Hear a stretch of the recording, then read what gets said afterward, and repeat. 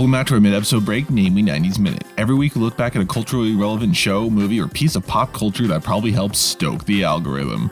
This week, in honor of the Pro Bowl and Super Bowl next month, we're looking back at the greatest 90s football movie ever, aside from Rudy, Little Giants, The Program, The Waterboy, Varsity Blues, Necessary Roughness, Any Given Sunday, Jerry Maguire, School Ties, The Last Boy Scout, Angels in the End Zone, Rise and Walk, The Dennis Bird Story, and the garbage-picking, field-goal-kicking Philadelphia phenomenon, according to Ranker.com. That's right, we're doing the second Air Bud movie, Air Bud Golden Receiver.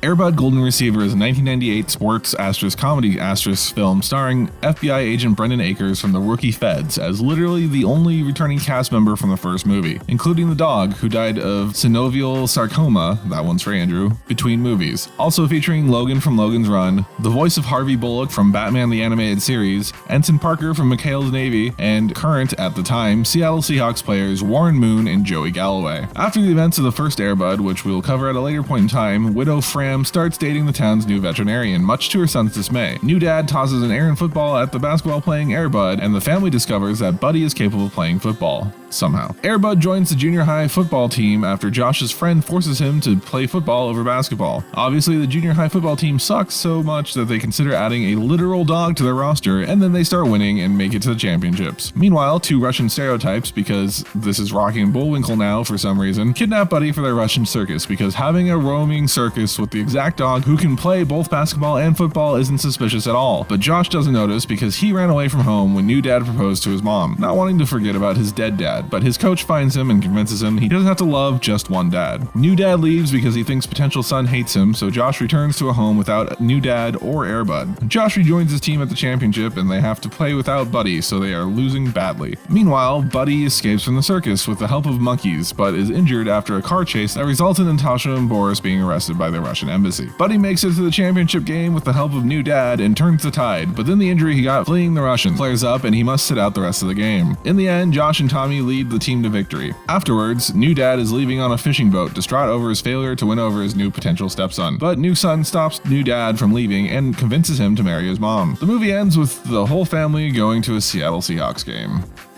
And that's Air Bud Golden Receiver in a Namely 90s Minute. More or less. Join us again next Tuesday for another Namely 90s Minute. Remember, you can always hear these a day early in full episodes of Namely 90s on all major podcasting platforms. And most of the small ones, too. Please subscribe and do all the other YouTube things. Bell ringing, share like a scribes, that sort of stuff. And we'll catch you next time.